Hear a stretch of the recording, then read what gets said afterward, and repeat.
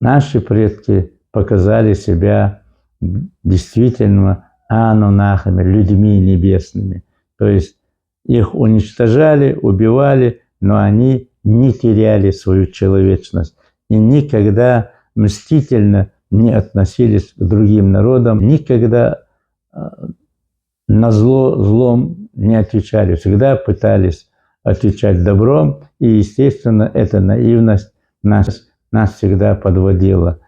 То есть мы проигрывали в таких крупных сражениях, я имею в виду народ ночи, но Всевышний Аллах до сегодняшних дней, через десятки тысяч лет нас сохранил у нас язык Ноя и обычаи Ноя, то, что он, это же целый пласт, понимаете ли, человечности, который многие забыли сегодня. У нас он сохранил, и мы этим должны гордиться, не так кичиться, понимаете, вот мы, видите ли, такие. Нет, если мы даже избраны, значит, мы избраны для того, чтобы творить добро. Наши предки всегда творили добро. На зло отвечали добро. Вот мы должны творить добро. Всех и быть такими родоначальниками в объединении всех народов. Мы все дети Ноя. Вот один подписчик мне говорит, что ты что, сейчас там кумыков делаешь, ногчи, ингушей делаешь, ногчи. Ты что это там? Я думаю, уважаемый мой подписчик, если еще вы будете в этом духе, значит, говорить на моем канале, писать, ну, конечно, я заблокирую. Другой говорит, да что ты их не блокируешь? Но я как-то оставляю их, может, опомнится, услышав наши рассказы и так далее, поймет, что народ Ноя – это объединение людей, разных людей, независимо от цвета лица. Понимаете? И те комментарии, где написано, я не признаю, осталась там одна семья Ноя, остальные все, ну, в крайнем случае, они их убивают, хоронят здесь, на Кавказе, все, народы пошли только от Ноя и от детей. Нет, это неправда. Я лично, у меня ли есть артефакты того, что это неправда. И вот мировая история показывает, что это неправда. Почему? Потому что наш пророк Адам был черным. Черным он был. Если он сделан из земли, в буквальном смысле, если процесс эволюции взять, он был черным. Похож на, как некоторые говорят, да, нет, цветная земля была использована там, поэтому он не черный был, а какой-то там розовый, буро-малина. Нет, ребята.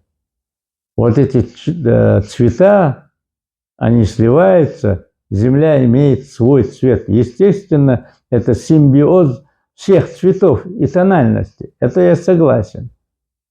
Даже на белом фоне я могу сегодня нарисовать 1000 цветов поставить. 1000 я могу. Не говоря тональных нюансов, темнее, светлее. Мы так воспитаны, нас так учили. И вы будете видеть белый лист. Когда вам покажут рисунок вот так, что это такое? Вы скажете, ну, белый лист бумаги. А мы его делаем, допустим, из 1000 цветов. Зеленых, красных, синих, фиолетовых и так далее. Когда мы потом эти мегапиксели вам увеличим, как Клод Моне делал это в свое время, он так тюканьем рисовал, понимаете? А общее сдалека смотришь картина, поближе подойдешь, он просто это мегапиксели увеличивал, понимаете? Вот бывает, когда вы изображение увеличиваете и появляется. Это же не сказка, понимаете? Это не сказка. То есть он был черным, а Ной был белым. Шис тоже, говорят, был черным, как описывают их. Мы же только можем констатировать такие факты, которые описаны, будь это Пятикнижие или какие-то другие там писания древние. То есть, что я этим хочу сказать? Говорить, что дети Ноя остались живых, остальные все умерли, это мы считаем неправда. Вот сказано 80, еще не уточнено, 80 пар было на ковчеге или 80 человек было. Ну пусть будет 80 человек, 40 пар. Это же люди потом разошлись по тем местам, где они жили, их предки. Со времен Адама они жили там, понимаете? От Адама до Ноя некоторые дают там, 5000. Это же неправда. Это же неправда. Почему? Потому что возраст Адама умные улемы написали более 1000 лет. Некоторые говорят более 2000 лет даже, понимаете? Нет даты. Но то, что он жил более 1000 лет, это будет правильно. Также его сыновья жили, Шис жил и так далее, и так далее. Минимум, по моим подсчетам, между Адамом и Ноем где-то около 7000 лет. А я беру около 10 тысяч лет.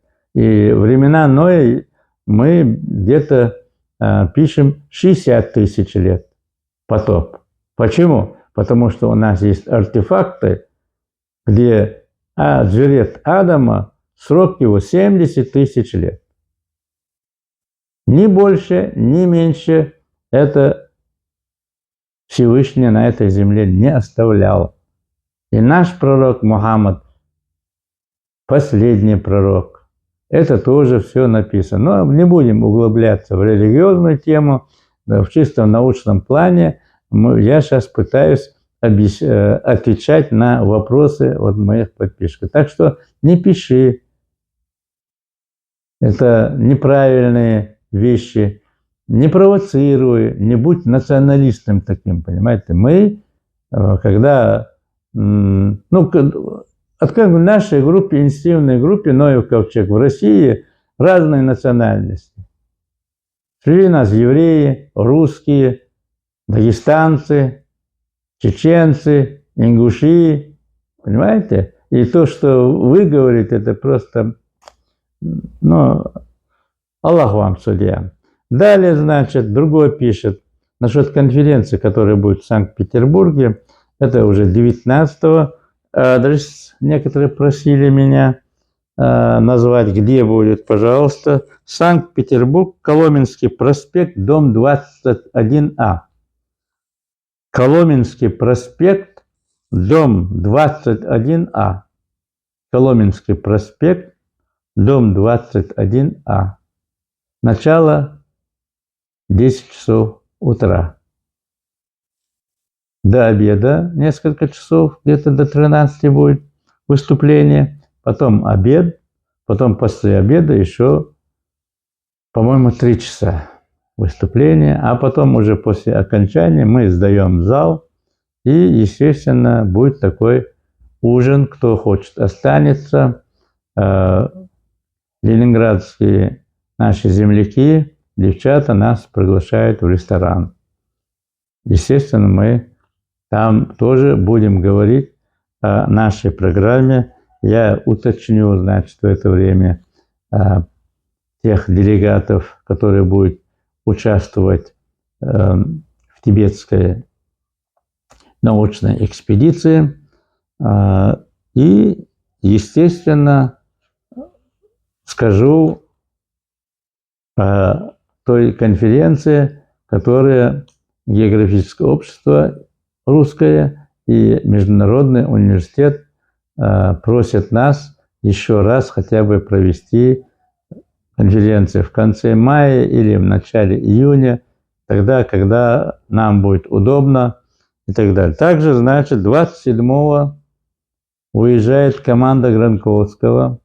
Эти люди, мы, конечно, ждали 10 человек, потом получилось 18, а сейчас получилось более 25 человек. Не знаем, что будет еще. Это 27-го они заезжают, 31-го выезжают. Они будут, 3 дня.